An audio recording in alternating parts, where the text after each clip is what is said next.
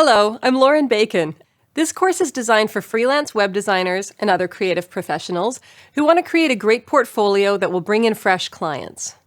A compelling portfolio can make all the difference between landing a new client or losing the sale.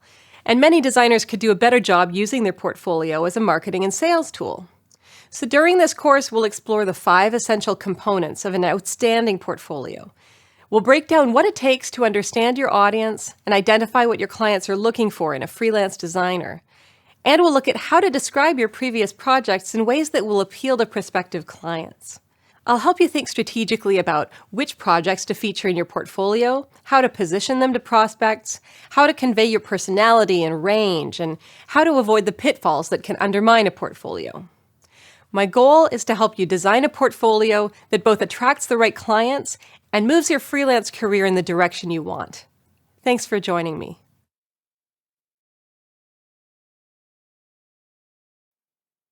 While there are a million marketing and sales strategies you can employ to find new customers, your design portfolio is where the rubber really meets the road.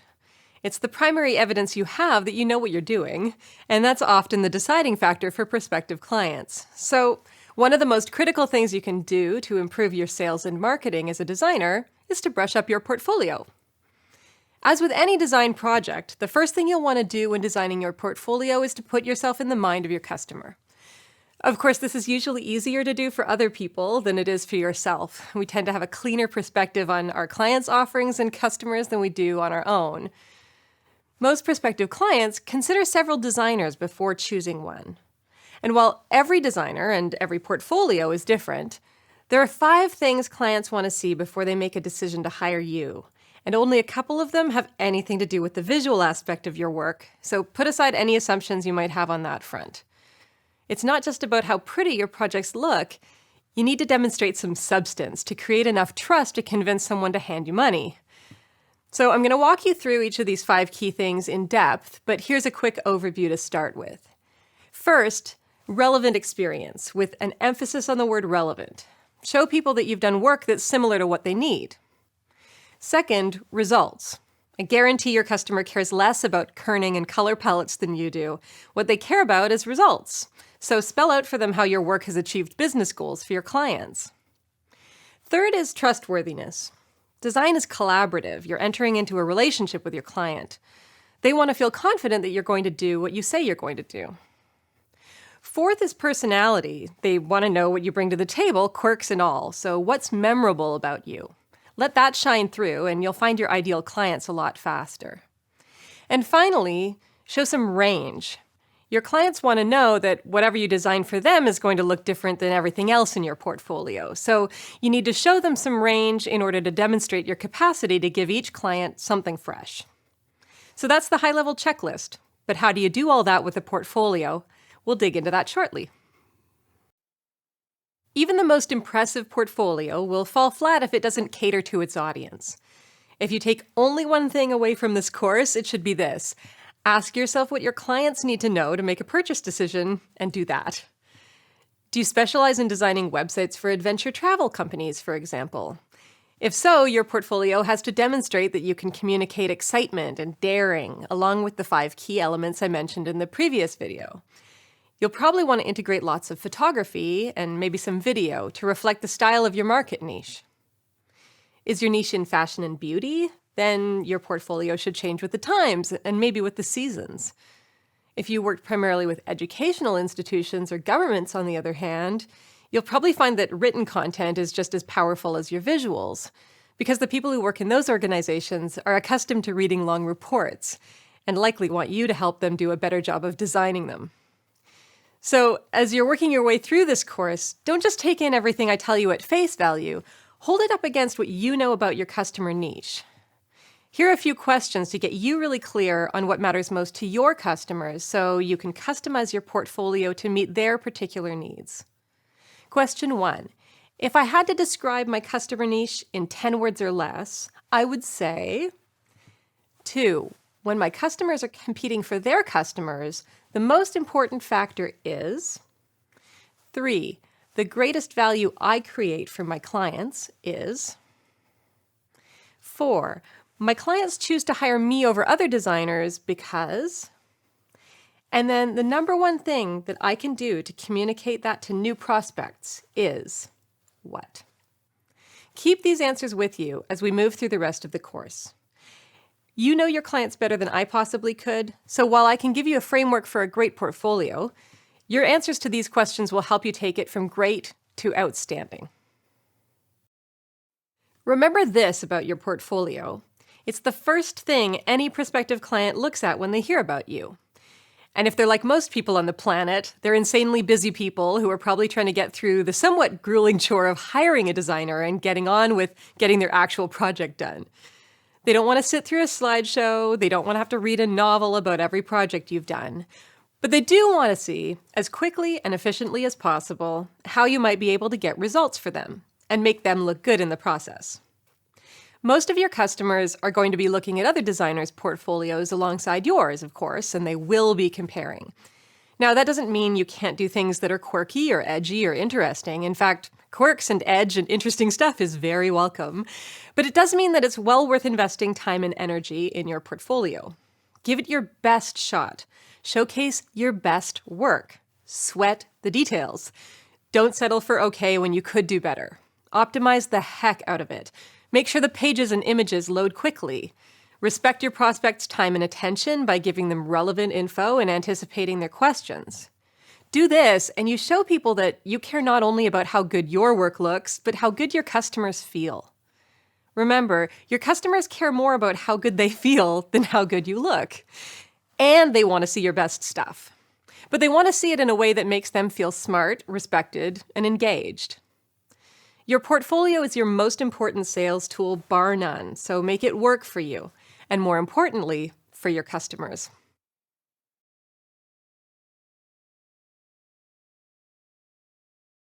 Designers often talk about work as problem solving, and that's true. We use our creativity and design tools to tackle all kinds of problems. And when we're hanging out with other designers, we tend to assume that there's more or less no limit to the kinds of problems we can tackle, from improving on a piece of furniture to tweaking the UI of a mobile app or laying out a restaurant menu. There are a few design challenges we won't weigh in on. A typical client, though, doesn't see things that way. They won't look at a portfolio of restaurant menus and assume that you can also design them a website or a sectional couch. Clients tend to like to see evidence that you've solved similar problems to the ones they've got, and not just in an abstract philosophical way. So if they need a logo, they want to see your logos. If they need ads, they want to see ads, and so on. So that's one angle you'll want to cover in your portfolio, showing them the range of deliverables that you're capable of producing or services you offer. For web designers, that might include showing both web and mobile versions of websites you've designed, social media assets, logos and branding, perhaps digital products like ebooks, and so on and so forth. Basically, you want to show the full range of services you offer so that prospective clients can quickly understand what you're capable of producing for their particular needs. But there's more. Clients also tend to look for evidence that you understand their market. And the way you demonstrate that is by showing them work you've done in their industry, or at least for a similar market. Let's say you're trying to attract clients in the restaurant industry. They'll probably want to see that you've either worked with restaurants or hospitality clients before, or that at the very least you've worked with other businesses that serve the kinds of people who come to their restaurant. Maybe customers with an affinity for supporting the local economy or with a sense of luxury and adventure. It's not just that clients want to know that you understand their business, that's part of it, of course, but they also want to feel like they're in expert hands. When you focus on a specific client niche, it increases your value in the eyes of your clients. This is counterintuitive for a lot of us because we like to think that our flexibility is what makes us so valuable. But in fact, there's a lot of expertise you can only gain by going deep into a particular niche. So for example, I worked almost exclusively with clients in the nonprofit sector for most of my web design career. And the knowledge that I gained about the idiosyncrasies of nonprofit organizations meant that I was able to position myself as a leader in that field. Not only that, but once my agency decided to focus its marketing efforts exclusively on nonprofit clients, we had far greater success in attracting the right clients. So don't be afraid to target a specific niche. It's often a stronger way to position yourself in the market, and you'll have a much easier time getting the right clients to say yes. And you'll save yourself a lot of wasted time trying to land clients you don't actually want. So if you're considering building a particular niche, a good place to start is by looking at the projects where you feel you've done your best work. What do they have in common? What do you love about working with those clients? Odds are, if you have an interest in a market niche, it shows in the caliber of your work, and it's easy to build on your successes. You can always deepen your expertise by following blogs and other publications that target the same niche, attending relevant workshops and conferences, and talking with experts. My web design career focused strongly on nonprofit organizations, so I immersed myself in learning about that sector from as many angles as I could. One additional note, it's often not enough to show clients one example of relevant work, so whenever possible, I prefer to err on the side of showing variety. We'll talk more about this when we get to the subject of range. Whether you go the route of focusing on a particular industry niche, or including a wider range of clients who perhaps come to you for similar services, you can gain a lot from connecting the dots for your prospective clients. That is, spelling out for them how the projects you've chosen to highlight might relate to the particular problems they're trying to solve. Just to be clear, I'm not suggesting you custom tailor your portfolio to every single prospective client. You can do this in a general way for the particular kinds of clients you're interested in attracting. So for example, if your market niche is book authors, you may want to work with all sorts of authors, but maybe your portfolio only includes 1 or 2 nonfiction authors, a couple of fiction authors, and no kids book writers. Well, you might want to actively seek out a children's book to put in there since that's a pretty different look and audience. But you may find that even the range of projects you've done doesn't showcase the depth of your expertise in your niche and what you're capable of. You can help things along by writing content that demonstrates your subject matter expertise. For example, describing any collaboration you did with the publishers or publicists, how you work to help your clients define and target their audiences, and so on. What's important here is that you want to help prospective clients understand the full value of working with you. And that includes whatever knowledge you have about working with clients like them, even if they don't immediately see how similar their problems might be. Every author thinks their book is a unique and special snowflake after all. I can say this because I'm an author. But the same is true for every client. They all think their project or their business or organization is totally unique. So your job is to help them feel that, yes, they are unique and special, but that they're in good hands with you, that you've seen other, slightly similar, unique and special snowflakes before. Just as you'd probably rather visit a knee specialist if you've got a knee problem, or a dentist if your tooth hurts, you want your clients to see immediately that you feel their pain and that you know how to alleviate it as painlessly as possible. One place I see a lot of designers' portfolios fall down is when they err on the side of letting the work speak for itself. Maybe this is because we think our work is so good that it doesn't require any context or explanation. Maybe it's because many of us have minimalist tendencies, or maybe we're just lazy. But whatever the excuse, it's not a particularly effective way of communicating the value of your work. Because the value of your work doesn't lie in the deliverables. It doesn't even lie in the process. It lies in the results your design work produces for your clients. Think about it this way. Your clients don't hire you to design a website just so they can have an attractive website. The website is a means to an end, and that end could be any number of things. Maybe they're selling something, either directly or indirectly. Maybe they're building community around a cause or an idea. They could be creating a platform for their customers to use for some larger purpose, whether it's a marketplace or a way to share cat photos. Or they might be putting up a knowledge base of all the things their customer service staff get asked all the time so they can reduce email and phone call volume. And so on and so on. There's no end to the possible goals your clients might have in mind. When you communicate the project's goals and the results you achieved, you further demonstrate that you speak your client's language. Show your prospects that you understand what matters to people like them by focusing on the things that they'll consider to be indicators of success. So if your client niche is particularly budget sensitive, the indicator could be noting that the project came in on or under budget. Similarly, if they're time sensitive, talk about launching on time or ahead of schedule. Whatever matters most to your client niche is worth celebrating. If they're innovators, highlight the cutting-edge features you built into their design. If they're community builders, emphasize how your solution promotes better communication and stronger connections. There's another benefit to this approach. You show that you know how to listen to your client's priorities. Remember that special snowflake thing? When you convey that you pay attention to a client's goals, you set the expectation that you're a good listener and that you tailor your approach to each new project. This is music to many clients' ears who want to know that they're not going to get a cookie-cutter solution, or worse, a website that looks like everyone else's. I'm also a fan of sharing some of the ideas you considered and discarded along the way. Not necessarily the visuals themselves, but rather the directions you decided not to take. Like, we could have taken the conventional approach of loading up the blog sidebar with a lot of different things, but instead we decided that an open and restful reading experience was more in line with this client's brand and a breath of fresh air. That's a nice way to shine a light on the thought and consideration that go into your design process and highlight how much energy you dedicate to making every client stand out.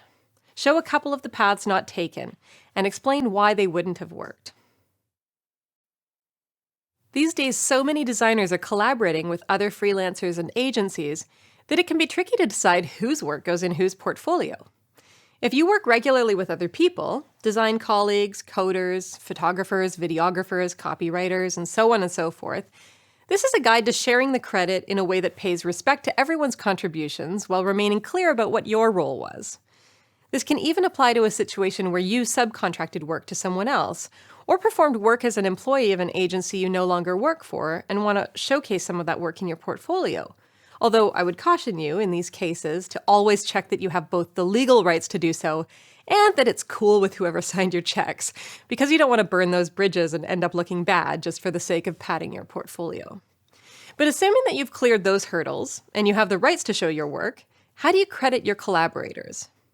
It's as simple as listing their names alongside each project, along with the role they played. So one listing might say, logo design by Agency X, photography by One Amazing Photographer Inc., coded by Super Hacker 3000. And, of course, interface design by me.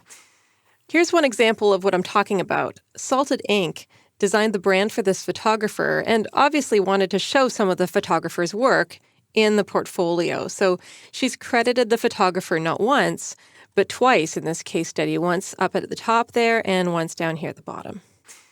Aside from being the kind and generous thing to do, there's a business case for doing this. Being honest and direct about what you do and don't do demonstrates several things for prospective clients. It shows that you're trustworthy, which is one of the main things people are trying to evaluate when they're making a purchasing decision. If it appears that you're trying to hog all the credit, that's a major demerit for anyone who's shopping around. They want to know that they can trust that you're going to do what you say you're going to do, and if it seems like you're exaggerating your contributions or what you're capable of, it's going to be tough for them to believe any other claims you try to make. It also indicates that you're a specialist. You stick with what you do best so you can deliver better results to your clients rather than spreading yourself too thinly by trying to do everything. Smart clients know they'll get better results working with a team of experts than with someone who's just dabbling in a dozen different disciplines. It also says you value working with other professionals and that you're able to assemble a team of experts to meet your clients' needs. Because every project is unique, this is a great asset to bring to the table.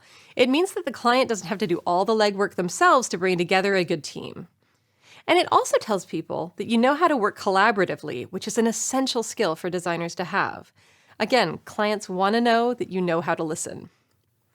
A lot of us initially resist the idea of sharing the spotlight in our portfolios and crediting the other contributors to a project, but while it may seem to you like it makes you seem smaller or just one part, in fact, it shows that you're confident and professional enough to acknowledge that it's a team effort. Think of this like the credits for a movie. No one expects the credits to simply read, written, produced, directed, starring, lit, edited, etc. by one single person. Design is rarely an individual effort, so I encourage you to acknowledge that.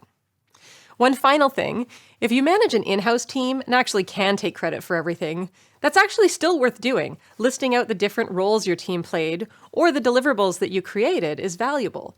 So you might want to include something like services performed, information architecture, content strategy, interface design for web and mobile, CMS customization and deployment, and ongoing maintenance. For example, Digital Telepathy is a full-service agency, so in their portfolio, they identify the particular services performed for each client. So here's their case study for the Lean Startup, the work they did for them, with the services clearly listed alongside the project description here. Again, that gives your prospective clients a much better sense of what you can actually do for them than if you simply posted a few screenshots and left it up to them to draw their own conclusions.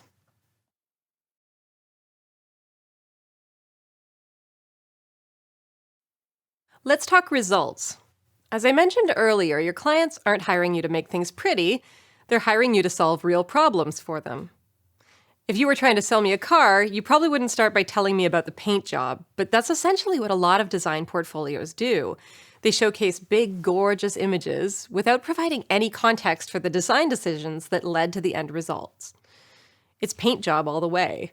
And while a great paint job might turn heads, any intelligent customer will want to know a little more about what's under the hood, and more importantly, whether what you're selling can get them from A to B. In order to convince people that your designs have substance, you need to speak their language and demonstrate that you understand the problems they need you to solve. Here are a few problems I've helped clients solve with better website design. People come to our website and get totally confused. They can't find the information they're looking for. Or, the most important thing I want people to do is to sign up for my email newsletter. How can I make that more compelling without being obnoxious? Or we need to increase the price point of our average order. Our website is just so static. How can we make it more dynamic and interesting so people understand that we're working on several different initiatives and that we want them to get involved? Or every 2 months we have a different priority, so we need a design that's flexible enough to switch out the primary campaign on a regular basis and drive traffic to it. See, every industry and every client is going to have different problems for you to solve. And in your portfolio, you have a wonderful opportunity to let prospective clients know that you feel their pain. So talk about the problems and talk about your solutions. The other mistake a lot of designers make is to talk about features rather than solutions.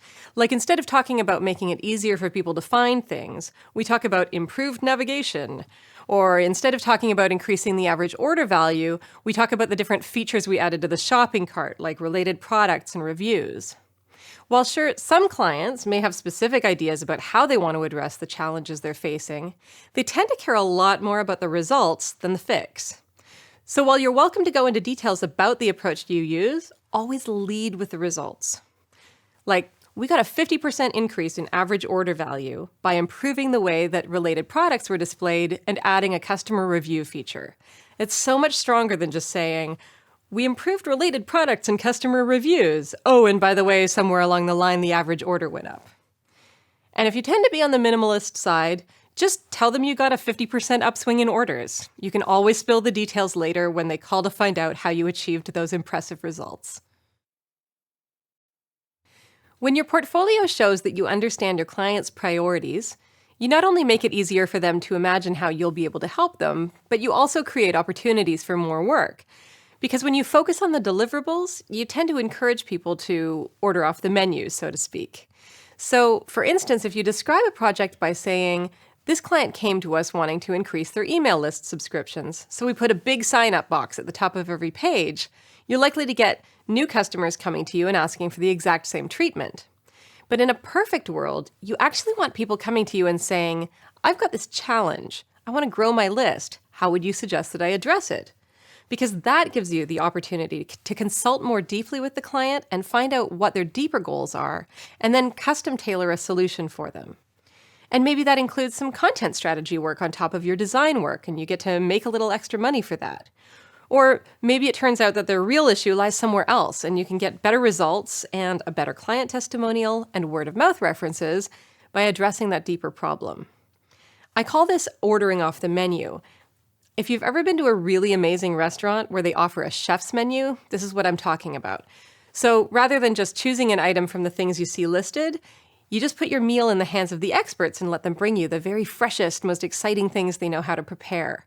So a lot of sushi places will do this. And when you do this, you get the very best food they have. It's often accompanied by a story of where it came from and how they decided to prepare it and so on. The result is not just delicious, but it's incredibly memorable. It's an experience that you'll savor long after the food is gone. And it's pretty much the opposite of ordering in a fast food restaurant. Here's where I'm going with this. You can choose to work like a fast food restaurant and just let your clients pick from a list of services. So logo, check. Mobile version, check. Email template, check. Or you can take the time to go deeper with them and understand how you as a designer can most effectively support their work. So how can you make the greatest impact on their business? What's the most important thing you could do to give them incredible results, to solve the problems that keep them awake at night? It's important for you to take the lead on this because it's human nature to want to order from the menu. To just show up and say, I'll take one of these and two of those, not because we actually know for a fact that that's what's going to satisfy our hunger, but because we're just so accustomed to thinking that way. Part of it, I think, is that we gravitate towards the predictable. We think, oh, okay, I saw this solution somewhere and it kind of makes sense for my context, so I might as well just try that. And then we also, I think, worry that we'll look kind of stupid if we just show up and say, I've got this problem and I have no ideas about how to solve it. So instead, we show up and say, I've got a problem, but I totally know the solution. Can you just implement this solution for me? And as designers, we're so accustomed to giving clients what they want that we often default to saying, sure, like whatever floats your boat and pays my bills. But if you want to get beyond just giving your clients okay results and getting okay happiness levels from them, you need to dig deeper. You need to start telling them, I want you to do something radical, which is to set aside your ideas of how to solve the problem for the time being and just explain the problem to me in as much detail as possible. And then keep digging, keep asking them questions like, what matters about that, until you start seeing what's really going on. Then, and only then, is it time for you to start prescribing possible solutions. When you start working this way, you'll contribute so much value to your clients that they'll come back again and again. And they'll start sending friends your way. So to take this back to the practical aspects of designing your client-oriented portfolio, I encourage you to tread lightly when it comes to describing the deliverables that you've created, and focus instead on describing the pain that you are trying to alleviate, or to put it another way, the results you are trying to achieve. Because all the email templates and Facebook ads and responsive designs in the world don't matter a bit if they don't help your clients reach their objectives. I hope I've convinced you how important it is to focus not just on how your work looks, but how effective it is, and how it addresses your clients' real challenges. So what are some ways you can work this into your portfolio without writing a huge essay to accompany every screenshot? First, focus on identifying each client's highest priority, their biggest challenge, or their primary goal. So maybe it was to increase their membership, or maybe it was to generate more sales leads, or maybe they wanted a better way to showcase multimedia content. Whatever that critical priority was, like if their website does only one thing, it must do this. That's what you want to spell out for the people visiting your portfolio. Because every design decision that you made should be a reflection of that priority. You should be able to put everything else you did in the context of that number one goal, and it should make sense. So in a way, what you're doing for prospective customers who are coming to your portfolio is you're saying, here's what you need to understand first and foremost if you want to understand what makes this design work successful. Now, success means different things to different clients, so spell that out for them, and it helps them wrap their heads around the fact that you're not just a designer, you're a problem solver. They can bring you their problems, and you'll help them figure out the best way of addressing them. Again, ordering off the menu, not from the menu. So first, communicate the number one objective. This is the diagnosis part of the equation. You've just diagnosed what's wrong with them. Next, just very briefly explain how you chose to address that challenge. And if it makes sense, this is also a good place to share any ideas you might have rejected. Finally, share the results. Did you solve the problem? Are there numbers you can share to demonstrate that your solution worked? What progress has the client made so far? And if you don't have any numbers to share yet, this is a good place for a quote from your client talking about how happy they are with the solution or how great you were to work with. Those are results too. They're just a bit softer. So ideally, you want to have more tangible results to share, but if nothing else, focus on any successes you had as part of the process. For example, launching on or ahead of schedule, saving money, and so on.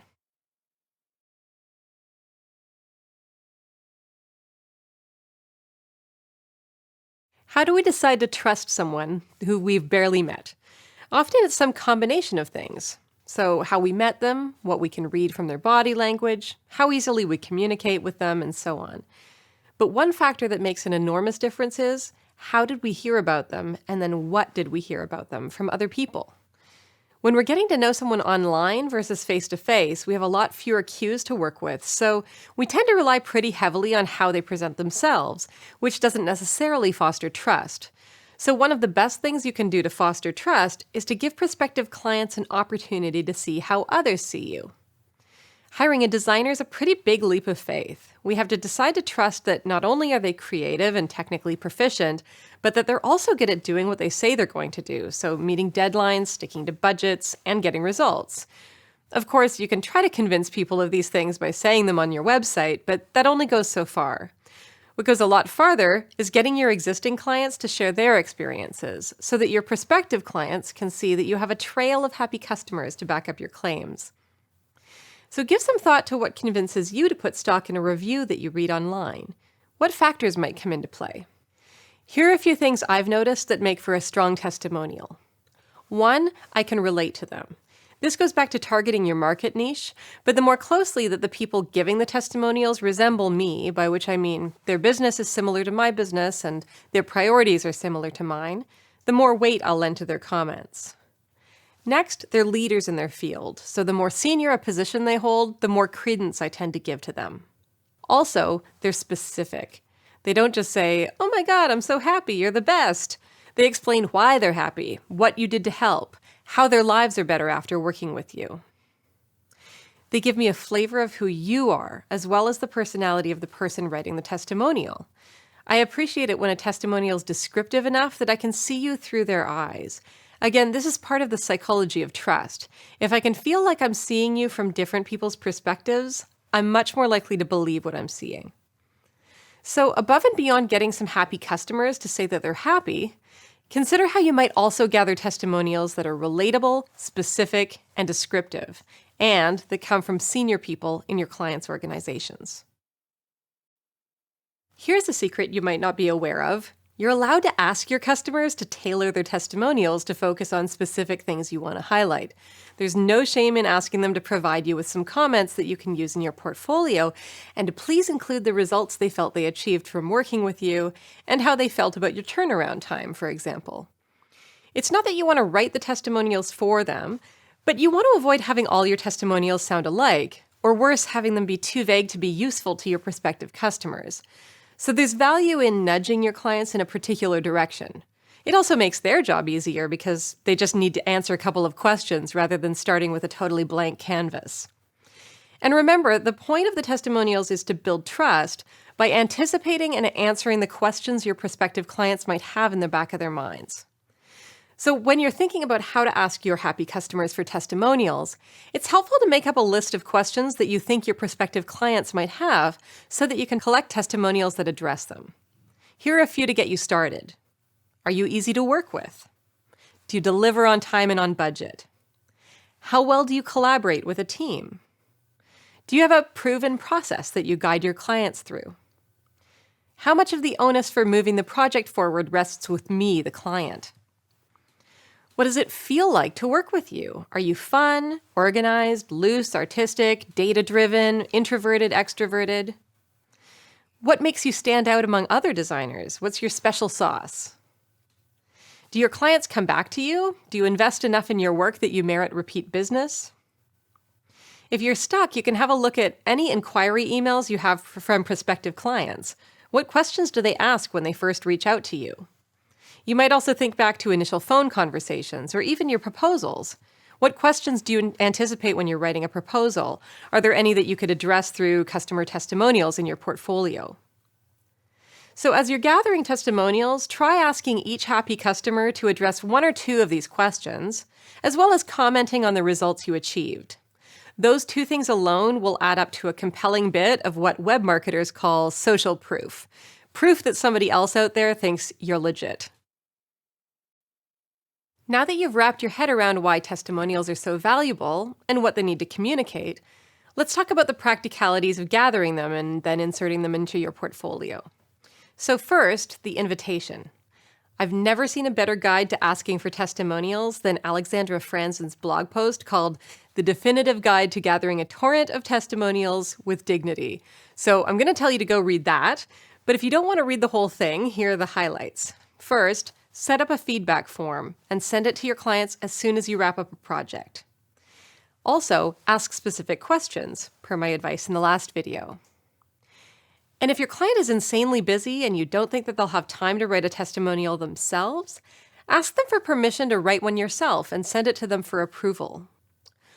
Get your client on the phone and ask if you can record the call, then transcribe it, edit it, and send it to them for approval. You can also welcome non-text formats like videos, handwritten notes, voicemails, and so on. Or pull a quote from an email they already sent you during the project. There's more, but you can go read the whole post if you're interested. The main thing to remember is that nobody ever got hundreds of mind-blowing testimonials without asking. So ask, kindly, gratefully, clearly, and without any expectations or sense of obligation. You need to ask. Most people, assuming that they truly are happy customers, will be delighted to oblige. Now, once you've gathered a slew of incredibly compelling and fabulous testimonials, how do you incorporate them into your portfolio? Well, there are plenty of options, but here are a few.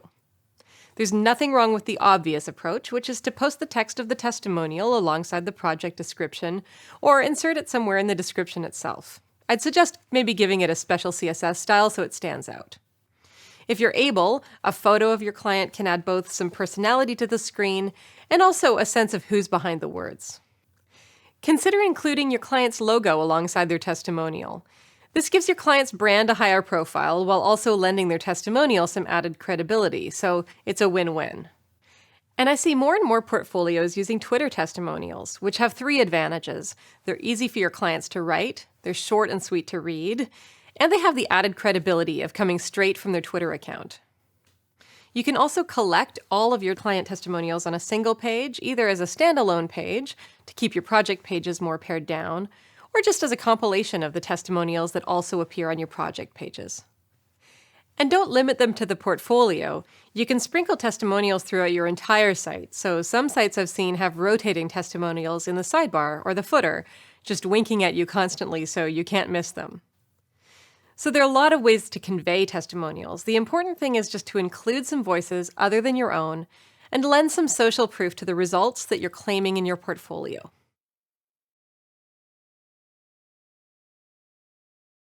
We've talked a lot about putting yourself in your client's shoes and thinking about their problems. Now we're going to switch to a more you-centric perspective. Your ideal clients are, of course, looking for a designer who can meet their needs and understand their market, but they also want to know who you are. And I'm not just talking about your bio here. There's a lot you can do with your portfolio proper to infuse it with your personal style. What are your strengths? Maybe you love to doodle during meetings and think visually, so what could you do with your portfolio to let some of that shine through? How about some hand-drawn graphics to illustrate the text, or sprinkled among the graphics for each project? Or maybe you like to make your clients laugh. By all means, allow that to infuse your writing. If you're a real info junkie, consider highlighting some key facts and figures using an infographic for each portfolio piece. See where I'm going with this? Your ideal clients aren't just a match for your market niche and the services you offer, they're also people who you can communicate well with. So let them see enough of your personality that they can get a sense of whether they'll be able to connect with you.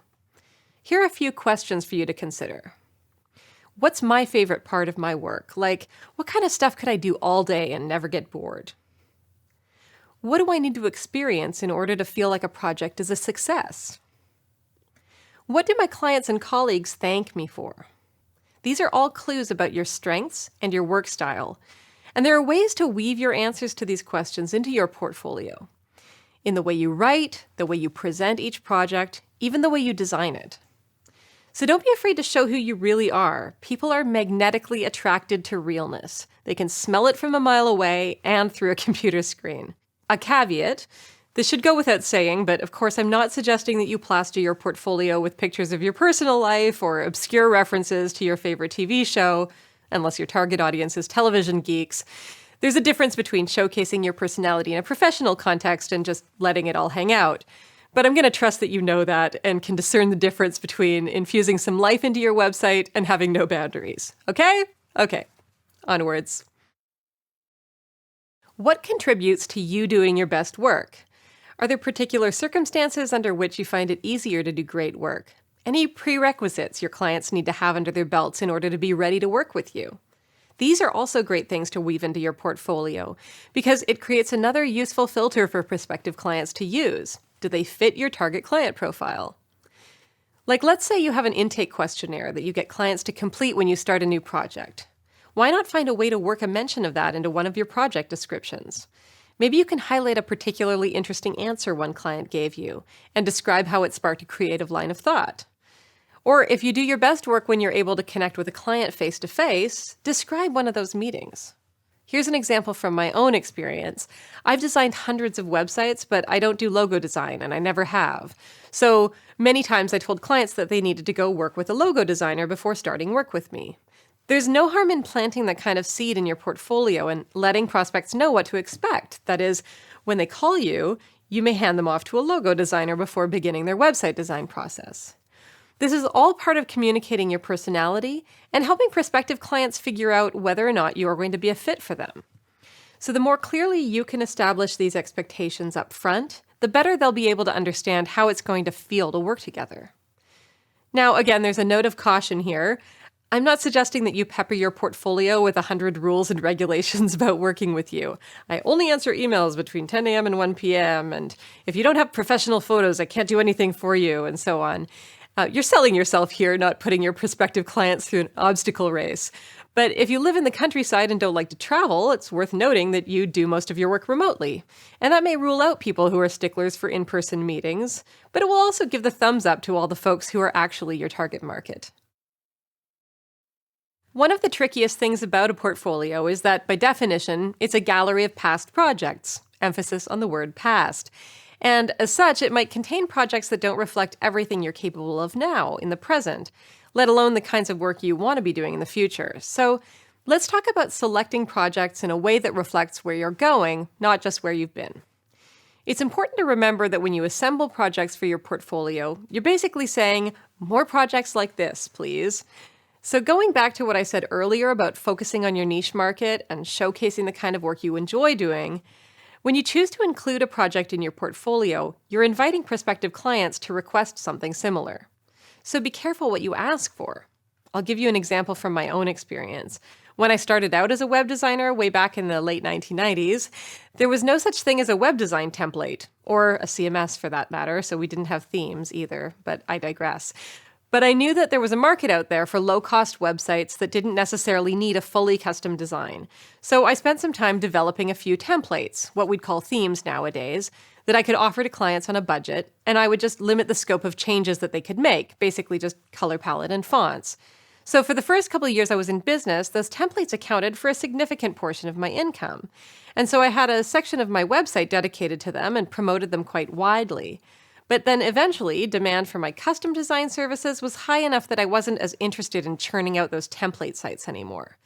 So I wasn't going to refuse to do them all together. I continued to offer them to friends and family and repeat clients, but I took them off my website, and I didn't list those sites in my portfolio or my client list anymore, because they didn't represent what I wanted to be known for, and more importantly, they didn't represent where I wanted to go next with my design career. So as you put together your list of projects for your portfolio, ask yourself, do I want more projects like this one? And if so, what was it about the project that was particularly interesting to me? It might be worth emphasizing this in your description of the project. And is there anything I did for this project that I'd prefer to do differently next time? So you might choose to downplay this stuff so that you don't get inquiries to do more of the same. Give some thought, too, to what kind of work you do want more of, so that you can feature it prominently in your portfolio, assuming that you've done some of it already. And if you haven't done much of it yet, you might want to find a way to explore it so that you can demonstrate to prospects what you're capable of. We'll touch on that in the next video when we discuss personal and pro bono projects. When you're marketing your work to prospective clients, you'll probably want the bulk of your portfolio to be paid projects, work you did for clients for money, because that's where the rubber hits the road. There's a different dynamic with paid projects because when the client's paying the bills, they get all say on final decisions, and there's a different level of concern that you need to give to their happiness level. So focus as much as you can on the projects that you were paid for, and be sure to include as much of that real-world experience as possible. But there is also room for a personal project or two, by which I mean anything you've done just for fun or for your own use, as well as any pro bono projects you've done, perhaps for a nonprofit group or a community initiative. There are several benefits to including personal work in your portfolio. First, it's often a wide open canvas for you to play with techniques or ideas that you might not otherwise get to explore. Some designers do their most creative work for stuff like the t-shirts they designed for a friend's coffee shop or a little fan site for their favorite band. Second, it can give you an avenue to play with services that you'd like to offer but that you don't yet have a market for. So if you want to get into designing ebooks, for example, write your own ebook and then design and distribute it. You'll learn all the things you need to know without the pressure of deadlines and budgets, and you'll have something to put in your portfolio that shows you're capable of delivering. Third, personal projects give prospects a wonderful glimpse into who you are. They might showcase your sense of humor or your artistic side, or perhaps a sense of the causes that light your fire. Finally, if you've done any pro bono work, there's an appealing generosity of spirit that's conveyed by you donating your time and skills. I will say that I've personally erred on the side of caution when it comes to including pro bono projects in my portfolio because it does carry the risk that more people will come to you requesting your services for free. But so long as you have clear criteria for accepting pro bono work, that may not be a problem. And if the project fills other gaps in your portfolio or showcases some of your best work, then you should definitely include it. The value to you as a marketing tool will be far greater than the cost of politely declining a few invitations to do your job for free.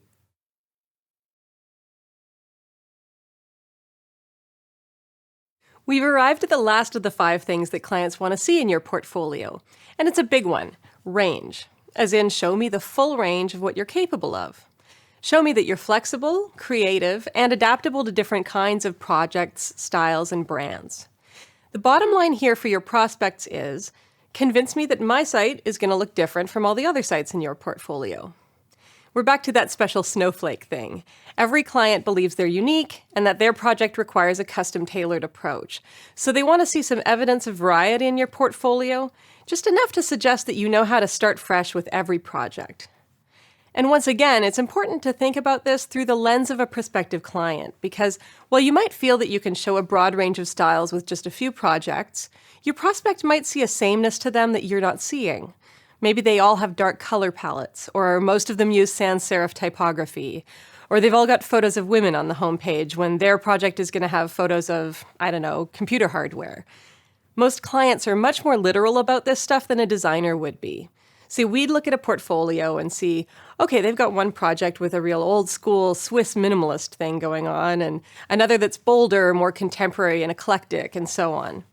But clients, even the ones who've worked with designers before and have some sophistication around this stuff, are generally looking at your portfolio from a more pragmatic perspective. Their question is basically, can you show me enough stuff that's similar to my brand and target market that I feel comfortable, while still convincing me that you can make every project look different? It's a tricky balance, to be sure, but all you really need to do is select your portfolio projects with a critical eye and make sure they don't look too similar. So this is where you might get into making compromises. Say you've got a project that you weren't going to include because it represents a kind of work that you don't want to do anymore, but it's in a style that doesn't show up anywhere else in your portfolio. You might want to hang on to it until you've got something newer to replace it with. Beyond the visual style, range also includes the types of clients that you choose to represent in your portfolio. So be sure to include projects from a cross-section of client types, sizes, and industries. Let's revisit your client niche with this in mind. How would you describe your target clients? Do they come from a particular sector or industry? How large or small are their businesses? Or do they share something else in common? Jot down 3 or 4 types of clients that you serve. Then consider the services you offer. So let's say you do logo and branding, website design, and online advertising. To showcase your range, ideally you'd include projects that illustrate each of your core services within the context of each of those 3 or 4 client types you described. So if your clients are mostly healthcare practitioners, therapists, and coaches, your portfolio should include examples of logos you've designed for each of those 3 kinds of clients, as well as websites and ads for each type. In fact, ideally you'd include several examples of each so that your prospects are really getting a sense of your range even within their specific niche. This way, you make it easy for prospective clients to see both an example of a project similar to theirs, as well as examples of slightly different projects to give them a sense of your flexibility. Another type of range you might want to include is the complexity or size of the project from your perspective. This is especially true if you're wanting to attract larger projects. Be sure to include a range of larger projects that you've been involved in so your prospects can see that you're well familiar with those kinds of projects. I've always been quite pedantic about how I've selected projects for my portfolio. I literally just list out all the kinds of clients I want more of and the types of projects I want to do, and then I make sure I have at least one tick beside each of those boxes.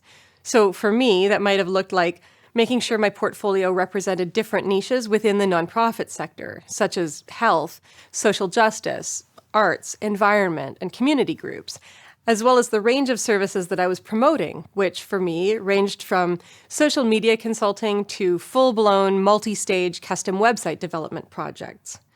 And once I had each of those boxes checked, I could go through the project list again with an eye to style and be confident I'd made the right selections. There's a postscript to this section on range, which is that while yes, it's important to show that you're flexible and can do many different things, quality should always trump quantity. Only show work that you're proud of, or at least where the compromises you made don't make you wince. Hey, we've all bowed to client pressure and made something that doesn't deserve to be on the highlight reel. It's nothing to be ashamed of, but it's also nothing you need to put in your portfolio. So remember, what you choose to put in your portfolio is an invitation to hire you to do more projects like that. If you'd rather put a project in the back of a drawer and not look at it for a long while, ditch it. You can always find other ways to show off your range, like those personal projects we talked about a while back.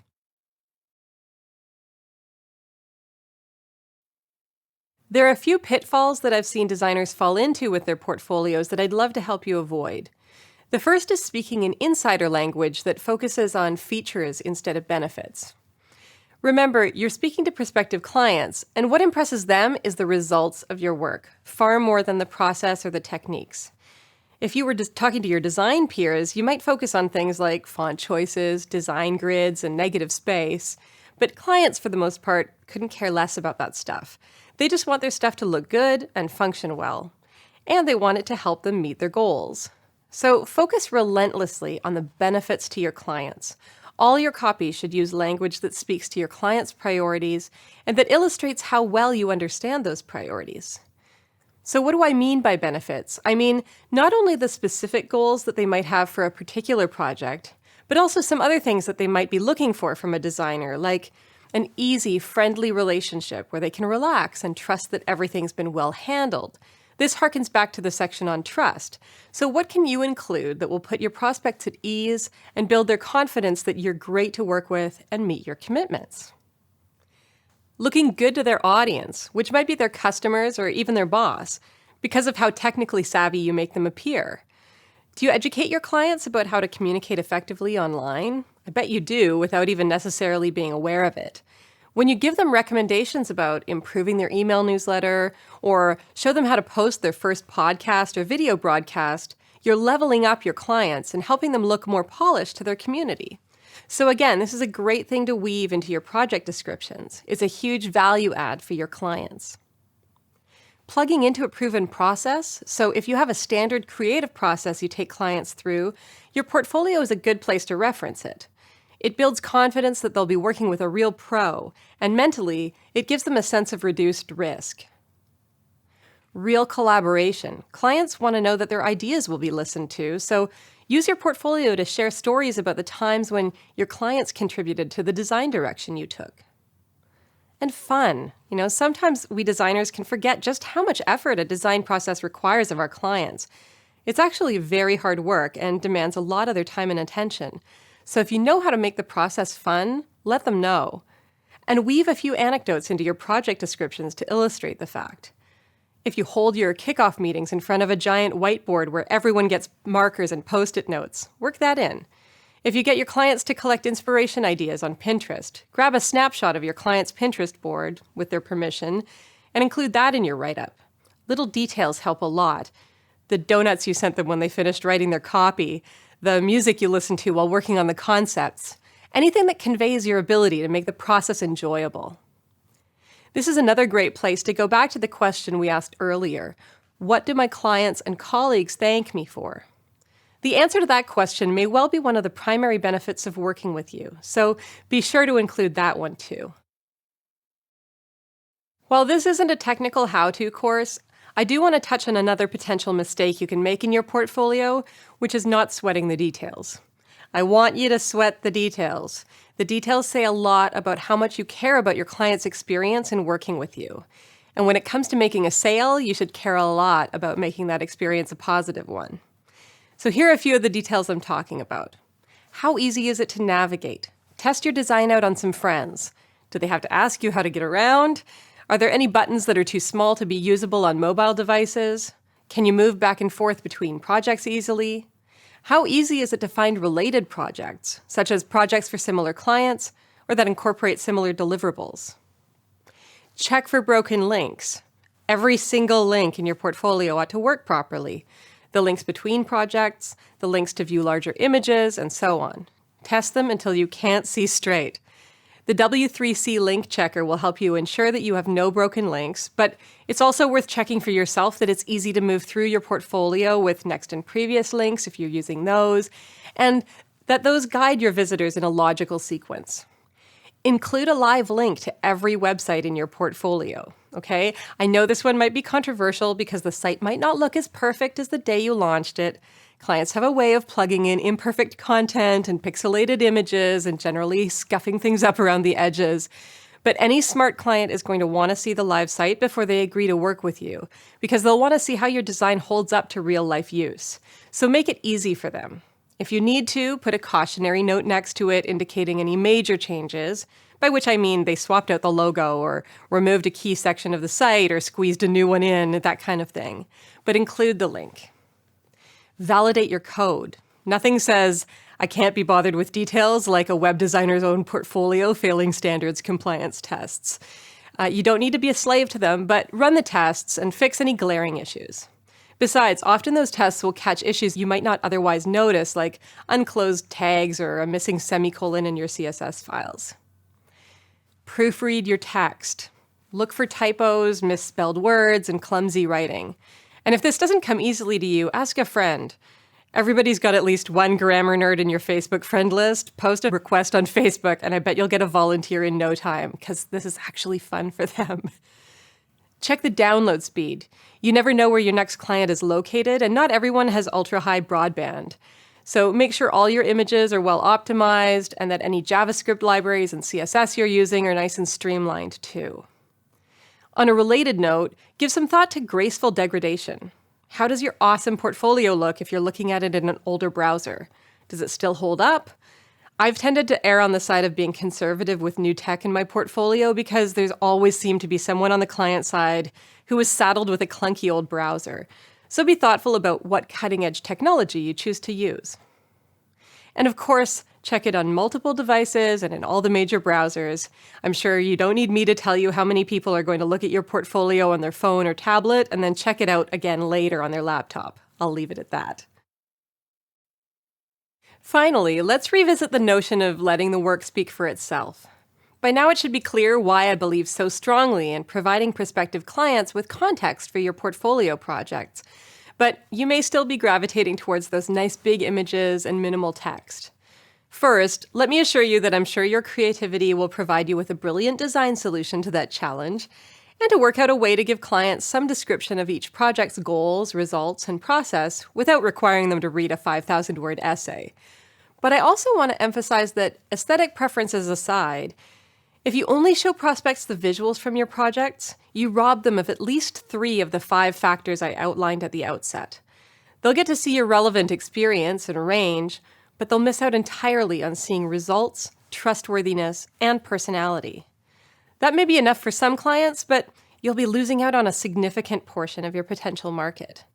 So take the time to write a thoughtful description for each project. You'll communicate so much more about the value of your work than you possibly could with a graphic alone.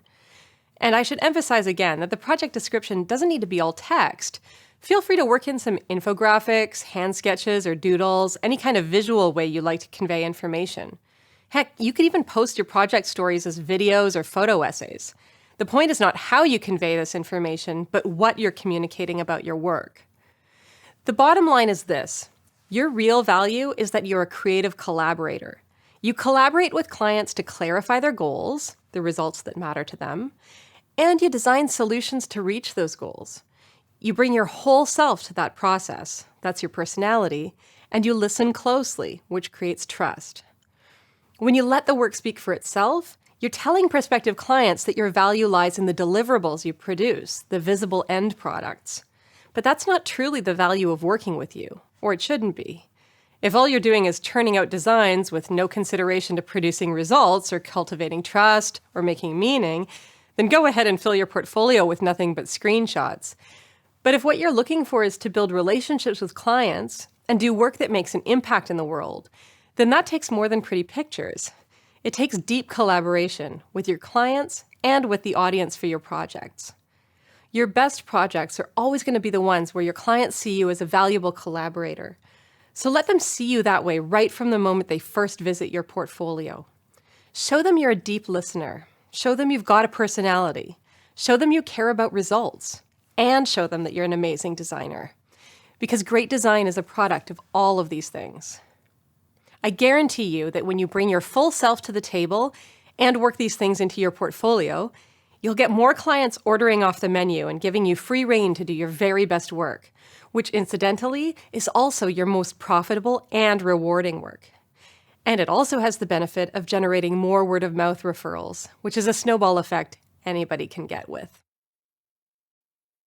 For more help getting your portfolio from just okay to outstanding, here are a few tools and resources I recommend. First, if you're interested in getting feedback on your portfolio or the projects in your portfolio from other designers, you can check out Dribbble, which is a great online community for designers to share their work for review and comments, or Behance, which is another good option along similar lines.